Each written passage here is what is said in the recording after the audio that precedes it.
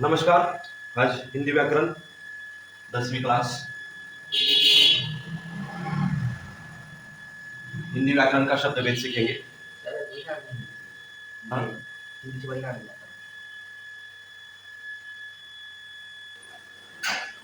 शब्द भेद सीखेंगे। शब्द भेद सीखने से पहले शब्द क्या होता है वो सीखेंगे। वर्णों के सार्थक समूह को शब्द कहते हैं। वर्णों के सार्थक समूह को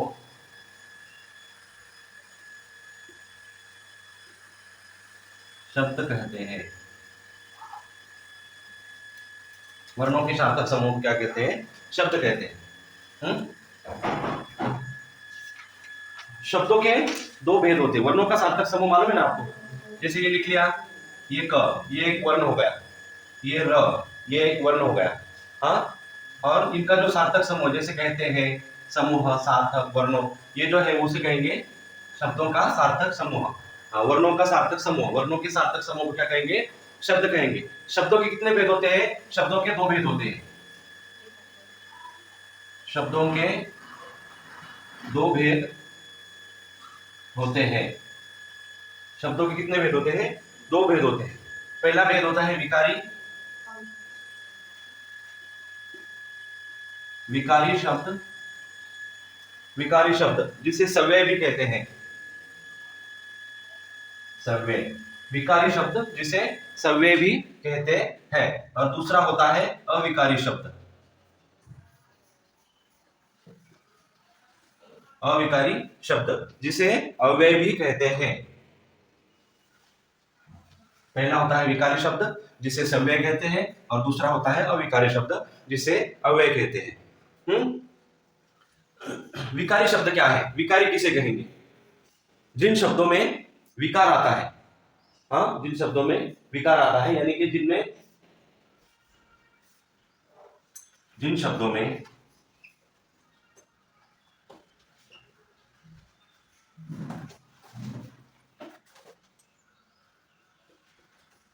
जिन शब्दों के रूप में लिंग, वचन, क्रिया और कारक,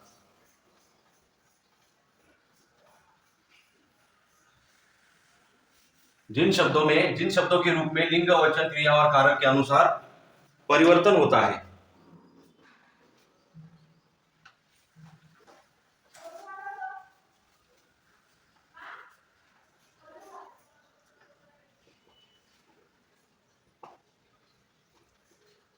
उसे विकारी शब्द या सव्यय कहेंगे।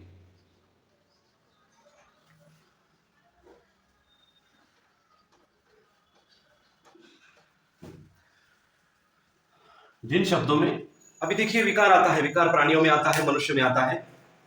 विकार आने के बाद उसके रहन सहन, चाल ढाल या दिखने में व्यंग्य उत्पन्न होता है, परिवर्तन होता है, उसे कहते हैं विकार। तो जिन शब्दों में भी विकार आता है, शब्दों में परिवर्तन होता है, उसे विकार कहते हैं। जिन शब्दों के रूप में लिंग, वचन, क्रिया और कारक के अनुसार परिवर्तन होता है, उन शब्दों को विकारी शब्द या सव्यय कहते हैं।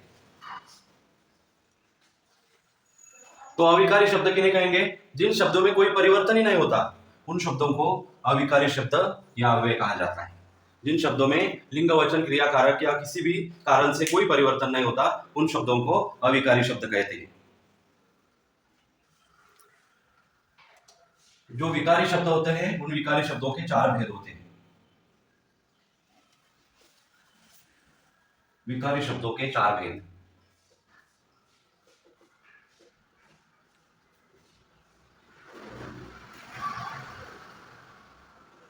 विकारी शब्दों के कितने भेद हैं?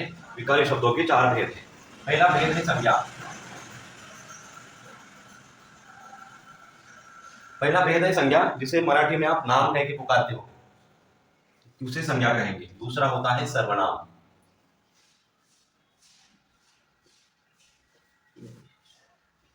तीसरा होता है विशेषण।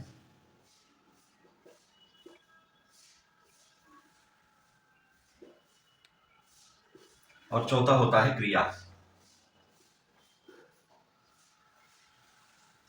उसी तरह अविकारी शब्दों के भी चार भेद होते हैं।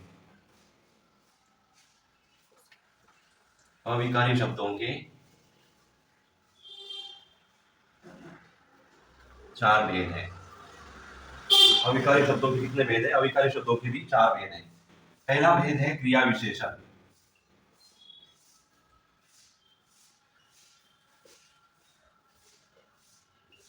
दूसरा होता है समुच्चय बोधक।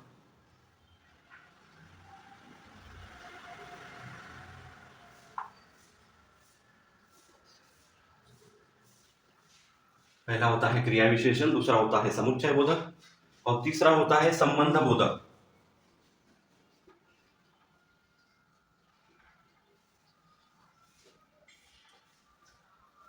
तथा चौथा होता है विस्मयादि बोधक। चौथा होता है विस्मयादि बोधक।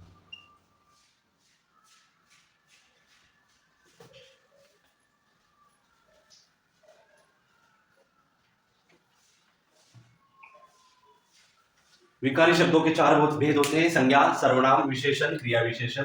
अविकारी शब्दों के चार भेद होते हैं, क्रिया विशेषण, समुच्चय बोधक, संबंध बोधक और विस्मयादि बोधक। प्रश्न पत्र के प्रश्न क्रमांक 4 में, प्रश्न क्रमांक 4 उसमें उप प्रश्न होगा एक। प्रश्न पत्र के प्रश्न क्रमांक 4 में उप प्रश्न होगा एक। उसमें आपको पूछा जाएगा रेखांकित शब्दों के शब्दभेद पहचानो। रेखांकित शब्दों के शब्दभेद पहचानो। और यह प्रश्न आपको 1 मार्क के लिए, 1 अंक के लिए होगा, 1 अंक। प्रश्न पत्र के प्रश्न क्रमांक 4 में उप प्रश्न होगा एक, जिसमें आपको पूछा जाएगा रेखांकित शब्दों के शब्दभेद पहचानो और वह 1 अंक के लिए होगा। विकारी शब्दों का जो पहला भेद है संज्ञा, उसे आज हम पढ़ेंगे। लेकिन इससे पहले इसमें बदलाव कैसे आता है, शब्दों में विकार कैसे आता है, ये पढ़ेंगे। इसमें देखिए पहला शब्द है लड़का। लड़का उसका अगर वचन बदल दिया जाए तो वचन बदल दिया जाए तो शब्द में अंतर कैसा होता है? देखिए लड़की, एक लड़का, अनेक लड़के। दूसरा देखिए लड़की, अनेक वचन हो जाएगा उसका लड़कियां।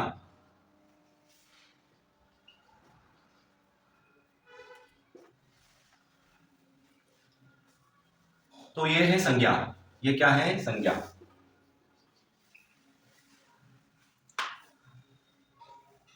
ये उदाहरण पहला है, ये दूसरा उदाहरण देखिए। वह,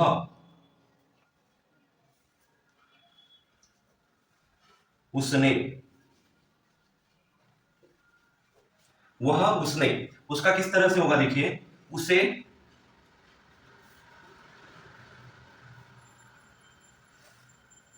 उन्होंने। वह लड़का, वह लड़की, उन्होंने, उन्होंने। ये सर्वनाम, ये जो सर्वनाम है ये अनेक वचन के लिए लिया जाता है, तो ये हो गया सर्वनाम। इसे विस्तार से सीखेंगे, लेकिन उसमें बदलाव कैसे आता है आप देख लीजिए। तीसरा है उदाहरण उसका अच्छा। उसका होगा अच्छे।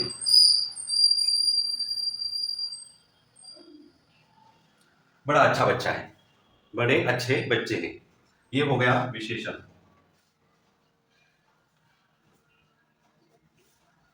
चौथा करना। करना, करता हूं, करते हैं, किया, करूंगा। तो ये हो गई क्रिया। करने की क्रिया है। कौन सी क्रिया है? करने की क्रिया है। करने की क्रिया वचन के हिसाब से कैसे बदलती है? मैं पढ़ाई करता हूं, हम पढ़ाई करते हैं, अनेक वचन हो गया। मैंने पढ़ाई,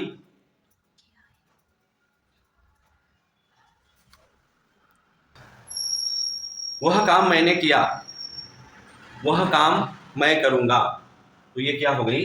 क्रिया हो गई। शब्द भेद विकारी शब्द का पहला विकार है संज्ञा। संज्ञा का अर्थ क्या है? जिस शब्द से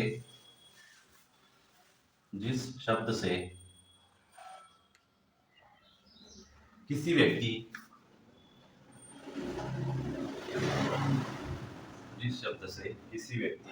वस्तु प्राणी स्थान गुण भाव आदि के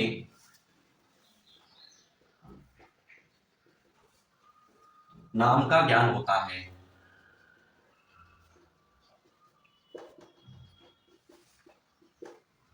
उसे संज्ञा कहते हैं।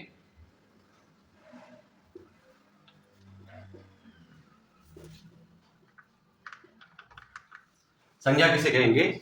नाम को संज्ञा कहेंगे। जिस शब्द में से किसी व्यक्ति वस्तु प्राणी स्थान गुण भाव आदि के नाम का ज्ञान होता है उसे संज्ञा कहते हैं। अब ये संज्ञा के कुछ भेद हैं। संज्ञा के कितने भेद हैं? तो संज्ञा के 5 भेद हैं। संज्ञा के 5 भेद हैं।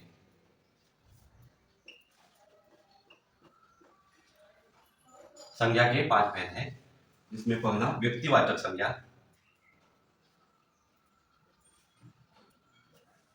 व्यक्तिवाचक संज्ञा,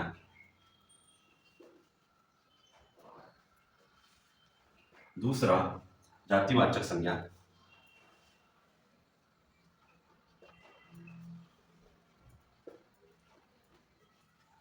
तीसरा भाववाचक संज्ञा,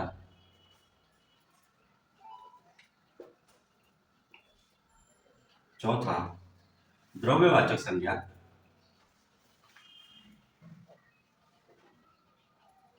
तथा पांचवा समूहवाचक संज्ञा।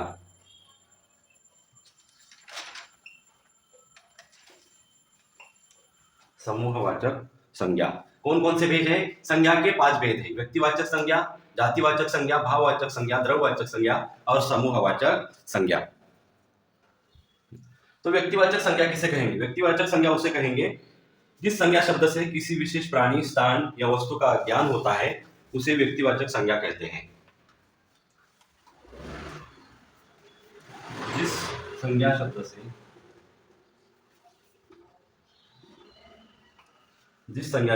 किसी विशेष प्राणी स्थान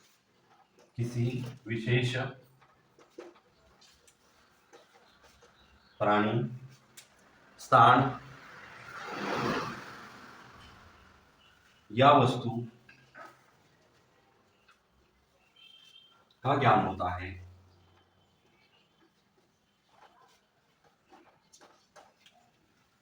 उसे व्यक्तिवाचक संज्ञा कहते हैं।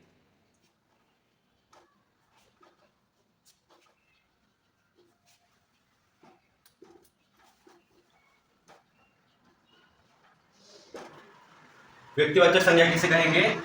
जिस संज्ञा शब्द से किसी विशेष प्राणी स्थान वस्तु का ज्ञान होता है उसे व्यक्तिवाचक संज्ञा कहेंगे। जैसे सिरचन का मुंह लाल हो गया, पहला उदाहरण देखिए उसका। सिरचन का मुंह लाल हो गया। सिरचन का मुंह लाल हो गया। तो सिरचन क्या है इस वाक्य में? सिरचन नाम है, संज्ञा है, जिससे कि एक व्यक्ति का नाम पता चलता है, तो इसे क्या कहेंगे? व्यक्तिवाचक संज्ञा कहेंगे। दूसरा उदाहरण देखिए इसमें, टैक्सी से हम मड़गांव पहुंचे।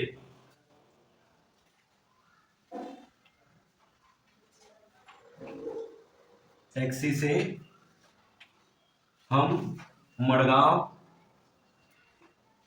पहुंचे।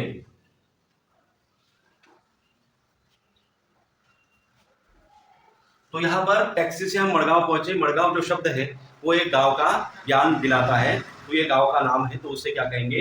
व्यक्तिवाचक संज्ञा कहेंगे। तो ये कौन सा है? ये स्थान है। ये प्राणी का नाम है, ये मनुष्य का नाम है, तो ये क्या है? ये स्थान का नाम है। ये कौन सी संज्ञा है? स्थानवाचक संज्ञा है। ये स्थान और ये सृजन प्राणी या मनुष्य है, तो उसे क्या कहेंगे? व्यक्तिवाचक संज्ञा कहेंगे। तीसरा जो है उसमें, तीसरा है रहमान। रहमान ने लक्ष्मी की पीठ पर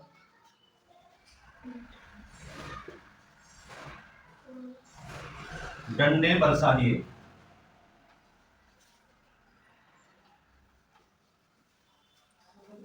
तो इस वाक्य में रहमान जो है वो मनुष्य है और लक्ष्मी जो है वो गाय का नाम है, तो ये क्या है? प्राणी है।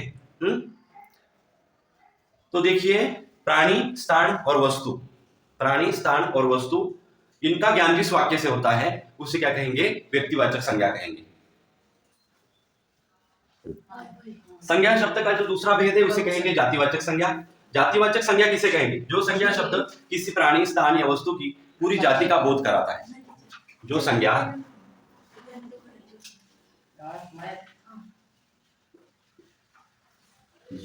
शब्द किसी प्राणी,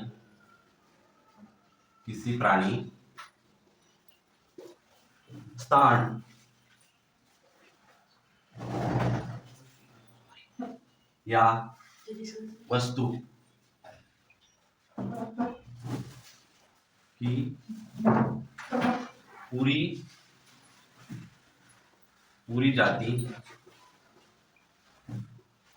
का बोध कराता है।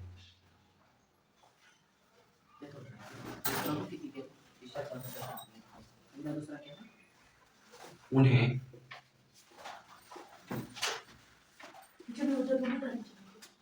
जातिवाचक संज्ञा कहते हैं।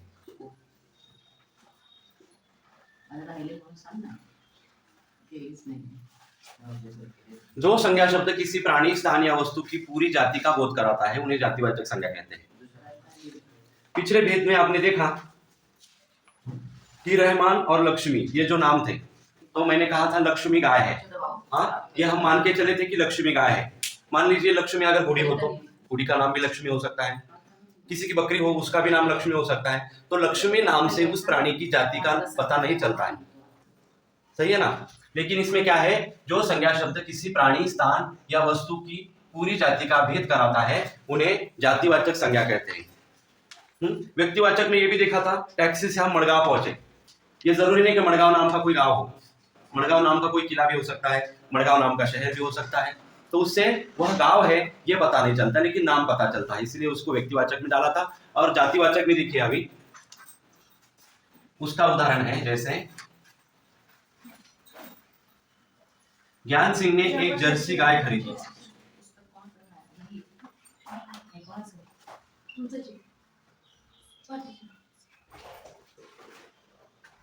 ज्ञान सिंह ने एक जर्सी गाय खरीदी। तो इसमें जो गाय है वह क्या है? प्राणी की जाति बताता है। गाय शब्द प्राणी की जाति बताता है। हाँ, ज्ञान सिंह, सिंह ये किसी प्राणी का नाम नहीं है, ये उसका नाम है, मनुष्य का नाम है।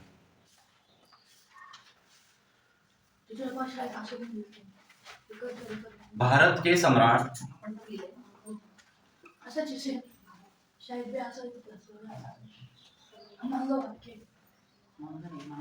भिक्षु के समान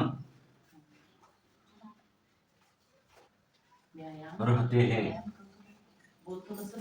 थे। भारत के सम्राट भिक्षु के समान रहते थे। तो इसमें भिक्षु शब्द क्या है? जातिवाचक संबोधन करता है, जाति का ज्ञान दिलाता है, तो ये जातिवाचक संज्ञा है। अब तख्त को इधर मोड़ दे।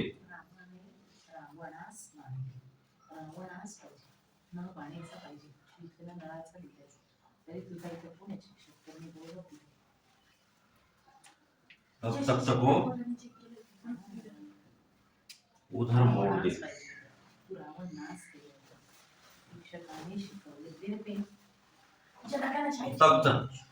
अब तख्त को उधर मोड़ दे। तो तख्त क्या हो गया? ये स्थान का बोध कराता है, तो ये जातिवाचक शब्द है। संज्ञा का अगला भेद है भाववाचक संज्ञा। किसी भाव, गुण, अवस्था या दशा का बोध करने वाले शब्द को भाववाचक शब्द कहेंगे। किसी भाव,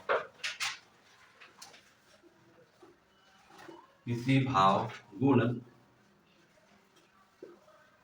अवस्था या दशा का बोध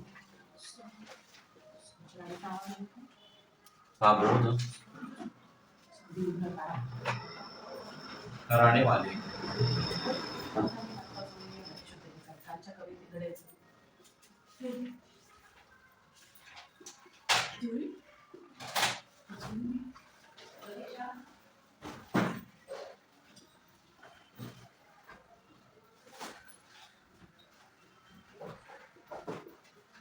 किसी भाव, गुण, अवस्था या दशा का बोध कराने वाले शब्द को भाववाचक संज्ञा कहते हैं। उसके उदाहरण देखिए, जैसे भारतीयों ने संपूर्ण विश्व में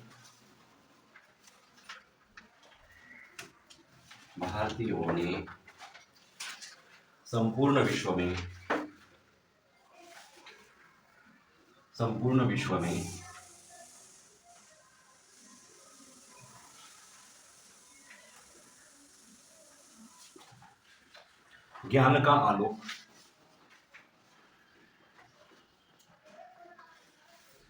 फैलाया। भारतीयों ने संपूर्ण विश्व में ज्ञान का आलोक फैलाया। दूसरा, रहमान ने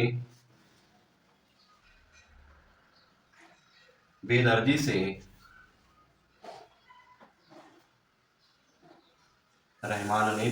से गाय को पीट डाला।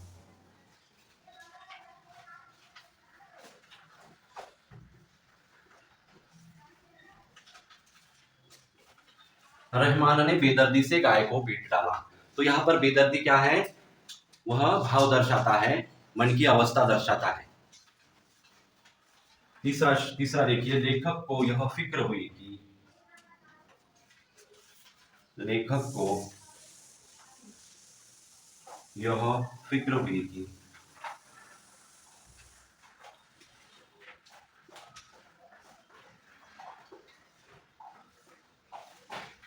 लोग हमदर्दी जताएंगे।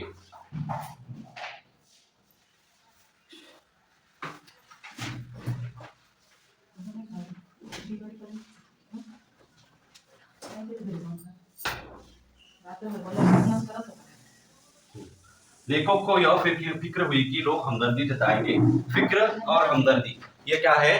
भाववाचक शब्द है। ये क्या दर्शाते हैं? अवस्था दर्शाते हैं, मन की अवस्था। फिक्र, ये फिक्र क्या है? ये मन की अवस्था है। अगर बच्चा जल्दी घर पर नहीं लौटता है तो माँ फिक्र करने लगती है। हाँ, अभी द्रव्यवाचक किसे कहेंगे? द्रव्यवाचक किसी धातु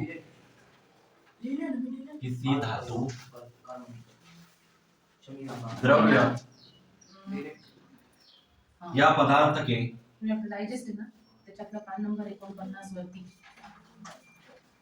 किसी धातु, द्रव्य या पदार्थ के नाम को द्रव्यवाचक संज्ञा कहेंगे।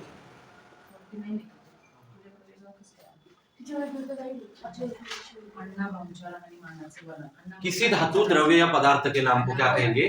द्रव्यवाचक संज्ञा कहेंगे। जैसे दाल में घी डालो। दाल में घी डालो।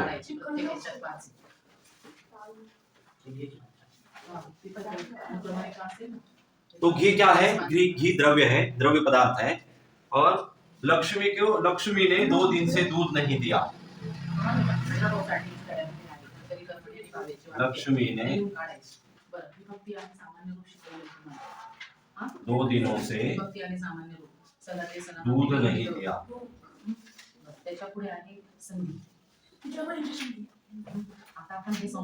लक्ष्मी ने 2 दिनों से दूध नहीं दिया।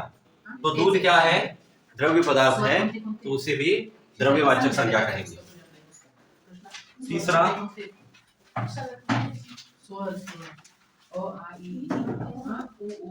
सोना चांदी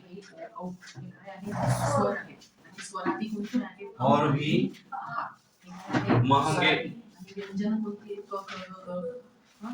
होते जा रहे हैं।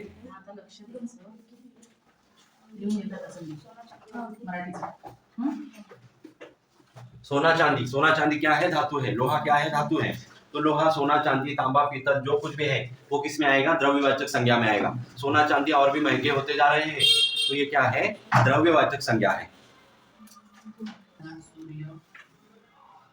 अगला भेद है समूहवाचक संज्ञा। समूहवाचक जो नाम में ही लिखा है उसके, तो समूह का ज्ञान कराता है, उसे समूहवाचक कहेंगे। जो संज्ञा शब्द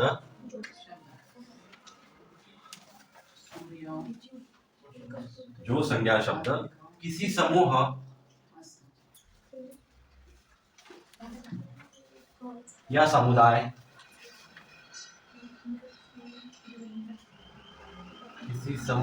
समुदाय का बोध कराते हैं।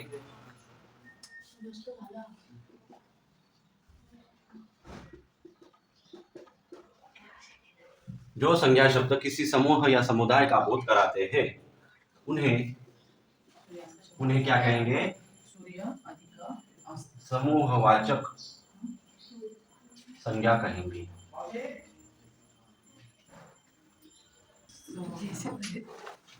जैसे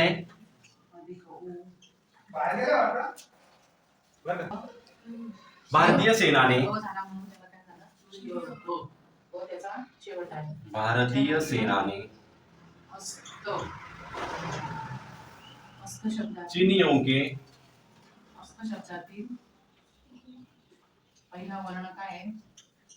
चीनियों के छक्के छुड़ा दिए।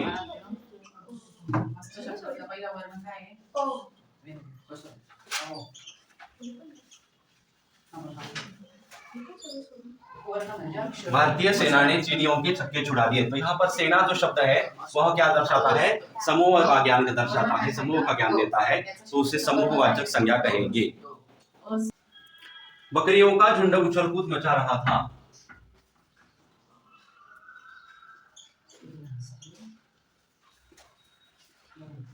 बकरियों का झुंड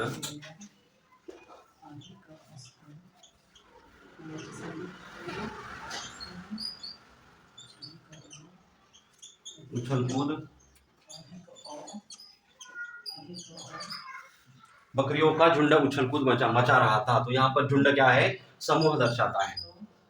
तीसरा वाक्य है सैनिकों की टुकड़ी आगे बढ़ी।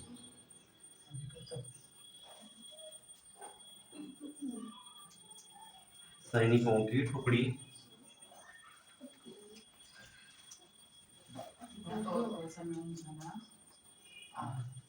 आगे बढ़ी।